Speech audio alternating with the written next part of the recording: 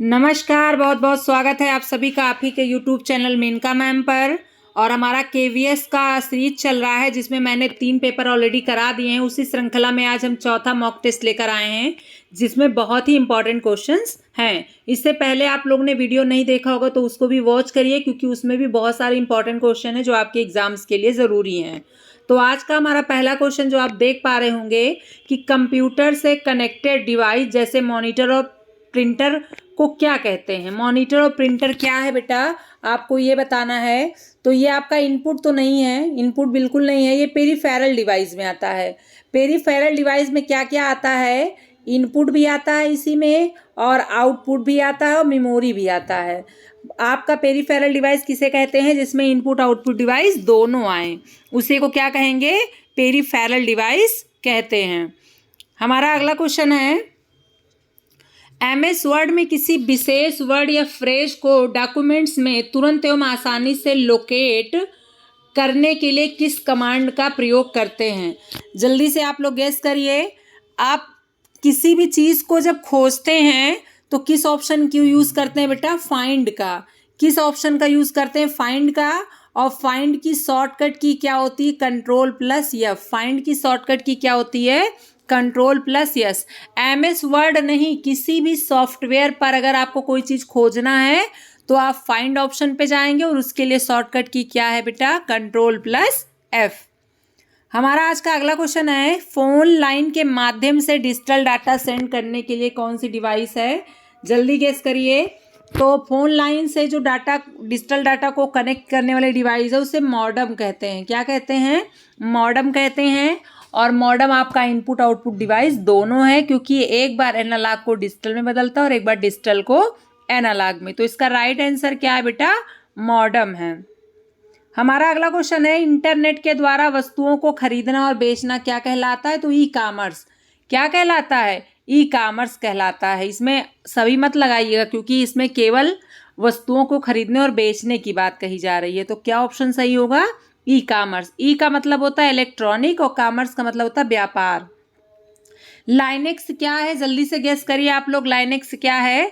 तो लाइनेक्स बेटा, मैंने आप लोगों को जब सॉफ्टवेयर पढ़ाया था तो उसमें बताया था कि यूनिक्स और लाइनेक्स एक ऑपरेटिंग सिस्टम है।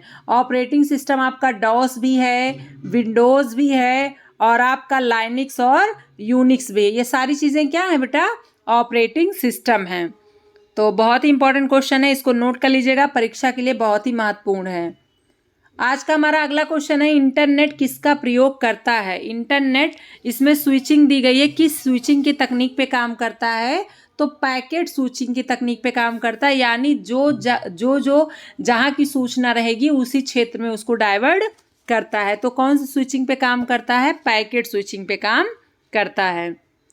हमारा अगला क्वेश्चन है, संक्षिप्त भाषा का प्रयोग करना क्या कहलाता है। बहुत ही अच्छा क्वेश्चन है। जैसे मान लीजिए आप मैसेज लिखते हैं और मैसेज लिखने में आप संक्षिप्त, प्लीज़ को आप PLZ लिख देते हैं, थैंक यू को आप THN और X लिख देते हैं, थैंक्स लिख देते हैं, या ओ माई गॉड को OMG लिख देते हैं। तो ये सब क्या है बेटा, संक्षिप्त शब्दावलियाँ हैं। मतलब अगर इंटरनेट पर मैसेज के दौरान या चैटिंग के दौरान हम किसी भी संक्षिप्त भाषा का प्रयोग करते हैं तो उसे क्या कहा जाएगा, एक्रोनिम्स कहा जाएगा। हमारा आज का अगला क्वेश्चन है, OSI रेफरेंस मॉडल में कितनी परतें होती हैं। जल्दी गेस करिए।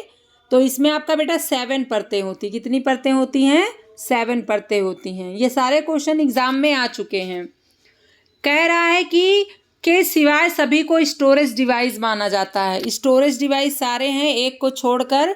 तो मॉनिटर आपका क्या है, आउटपुट डिवाइस। बाकी सब आपके स्टोरेज डिवाइस हैं, लेकिन आपका मॉनिटर क्या है, मॉनिटर आपका आउटपुट है।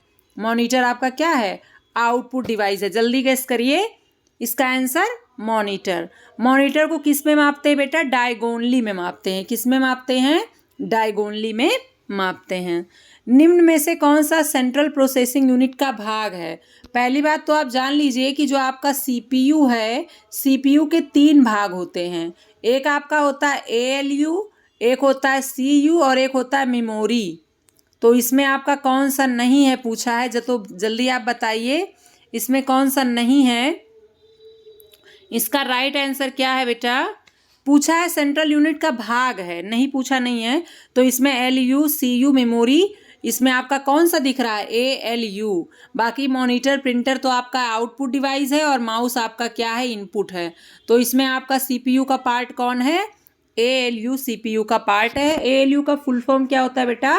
Arithmetic logic unit. ALU का फुल फॉर्म क्या होता है? Arithmetic logic unit. ये CPU का भाग है। CPU के 3 भाग हैं, ALU, CU और मेमोरी। CPU का फुल फॉर्म क्या होता है? सेंट्रल प्रोसेसिंग यूनिट, और इसे कंप्यूटर का दिमाग भी कहते हैं। और इसका फुल फॉर्म भी याद रखिएगा बेटा, सेंट्रल प्रोसेसिंग यूनिट। हमारा आज का अगला क्वेश्चन है, कंप्यूटर में डाटा निम्न में से किसमें स्टोर रहता है? डाटा किसमें स्टोर रहता है? हमारा कंप्यूटर किस पे काम करता है? बाइनरी पे काम करता है। किस पे काम करता है? 0 1 पे काम करता है।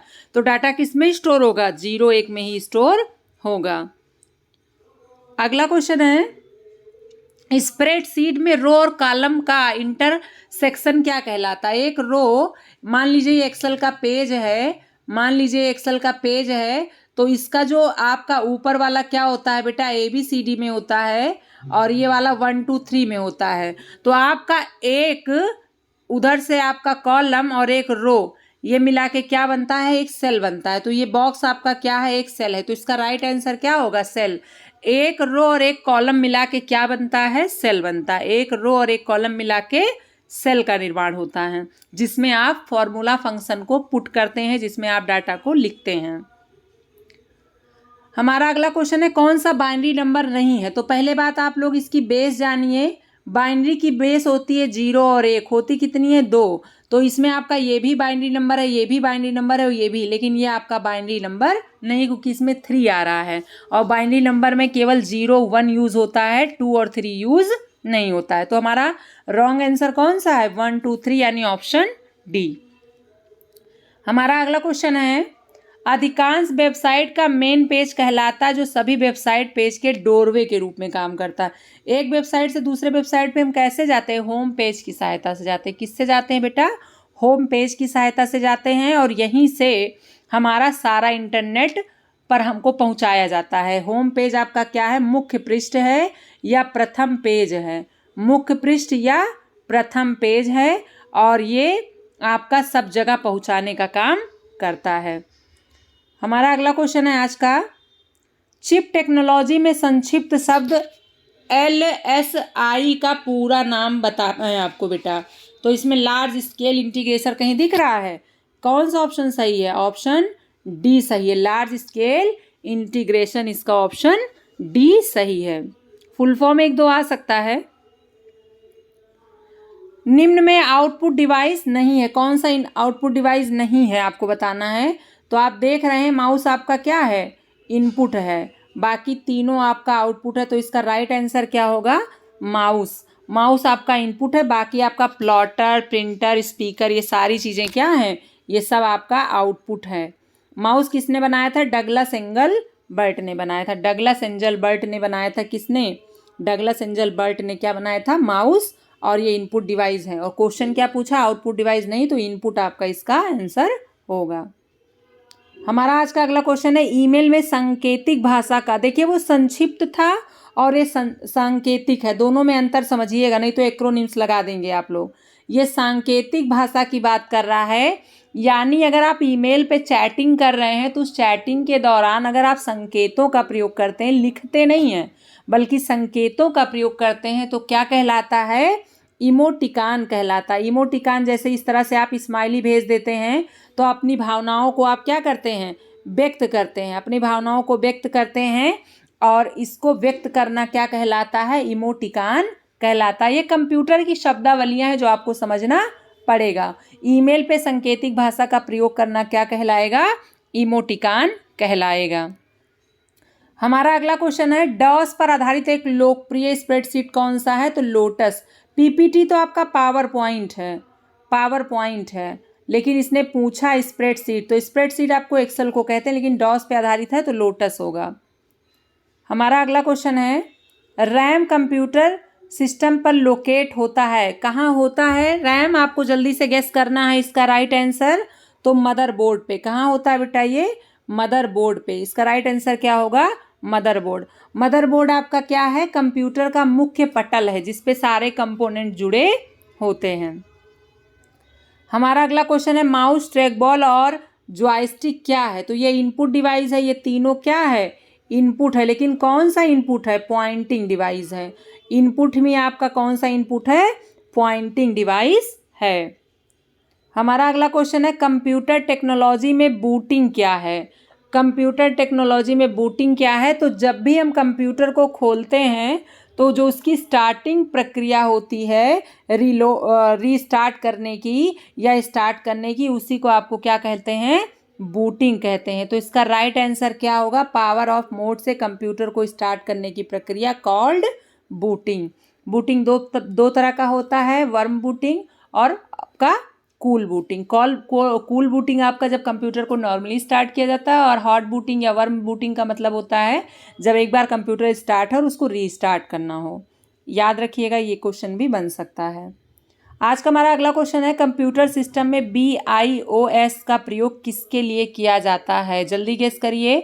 तो boot loader operating system load करने के लिए। इसका राइट आंसर क्या है? Option A. हमारा अगला क्वेश्चन है, इसको बढ़ते क्रम में बताना है, सबसे छोटे से बड़े की तरफ। तो सबसे छोटा आपका क्या होगा बेटा? कैरेक्टर होगा।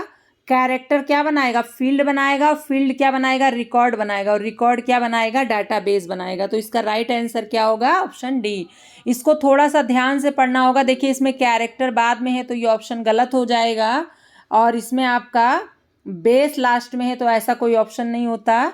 इसमें आपका फाइल के बाद रिकॉर्ड है, इसलिए ये गलत है, क्योंकि पहले रिकॉर्ड होगा फिर फाइल होगा।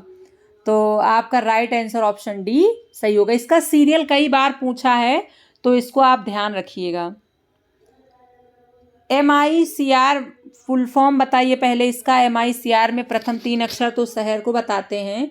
किसको बताते हैं? शहर को बताते हैं। इसका फुल फॉर्म होता है मैग्नेटिक इंक कैरेक्टर रीडर, और ये क्या है? एक इनपुट डिवाइस है। बैंक के चेकों में आप देखेंगे किनारे किनारे जो लकीरें बनी होती हैं वही क्या होता है? MICR होता है, और एक तरह का कोड होता है जो बैंक का नाम, बैंक के शहर को और बैंक के खाते के बारे में लोगों को अवगत कराता है। ये विशेष प्रकार के रीडर के द्वारा पढ़ा जाता है जिससे हम बैंक की डिटेल को समझ सकते हैं। इसमें मुख्यतः 14 कैरेक्टर होते हैं। कितने कैरेक्टर होते हैं बेटा? 14 कैरेक्टर होते हैं। और बार कोड में कितने होते हैं? 10 होते हैं। बार में कितने होते हैं? 10। लेकिन MICR में कितने होते हैं? 14 होते हैं। याद रखिएगा, ये क्वेश्चन भी आ चुका है। अगला क्वेश्चन है डाटा को लॉजिकल सीक्वेंस में व्यवस्थित करने की प्रक्रिया क्या कहलाएगी? तो शटरिंग कहलाएगी। क्या कहलाएगी बेटा? शटरिंग कहलाएगी। उपरोक्त सभी बिल्कुल मत लगाइएगा वरना क्वेश्चन गलत हो जाएगा। तो आज के ये महत्वपूर्ण प्रश्न बहुत ही इंपॉर्टेंट थे जो हमने प्रीवियस ईयर से लिए हैं। ये जो क्वेश्चन मैं लेकर आती हूँ आप लोगों के लिए, ये क्वेश्चन कहीं ना कहीं पेपर में आए हैं और ये क्वेश्चन अक्सर बच्चों के गलत हो जाते हैं। ये क्वेश्चंस आप नोट किया करिए क्योंकि ये इससे संबंधित कई क्वेश्चंस एग्जाम्स में आते रहते हैं और हमने इसको देखा हुआ है। आप लोगों के लिए बहुत ही इंपॉर्टेंट प्रश्नोत्तरी लेकर आते हैं, इसे लोगों को शेयर भी किया करिए जिससे ज़्यादा से ज़्यादा लोगों तक इसका लाभ पहुंच सके। और इसके बाद भी अभी प्रश्नोत्तरी लेकर आऊँगी, उसमें भी बहुत सारे इंपॉर्टेंट क्वेश्चन होंगे। ये प्रश्नोत्तरी KVS के अलावा अन्य प्रतियोगी परीक्षाओं की जो तैयारी कर रहे हैं बच्चे उनके लिए भी उपयोगी है। तो आप सभी देखें और शेयर भी करें, और इसी तरह से आप लोगों के लिए वीडियो लेकर आती रहूँगी। तब तक के लिए बहुत बहुत धन्यवाद।